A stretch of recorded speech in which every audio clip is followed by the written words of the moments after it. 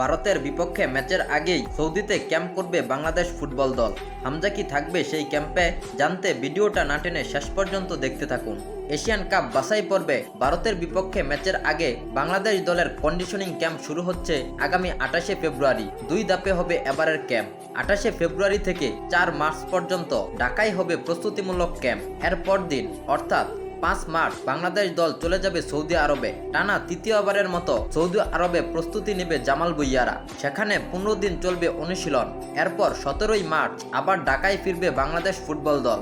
এর 3 দিন পর অর্থাৎ 20 মার্চ ম্যাচ ভেন্যু ভারতের শিলংয়ে যাবে হাবিয়ার ক্যাবরেরার শিষ্যরা।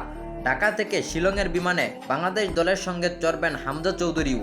ইংলিশ চ্যাম্পিয়নশিপের দল শেফিল্ড ইউনাইটেডে খেলা এই মিডফিল্ডারের ঢাকায় আসার কথা রয়েছে 19 মার্চ। বাফুফের মিডিয়া কমিটির চেয়ারম্যান জানান, বাংলাদেশ দল শিলংয়ে যাওয়ার আগেই হামজা ঢাকায় চলে আসবে। এরপর দলের সঙ্গে সে সেখানে যাবে।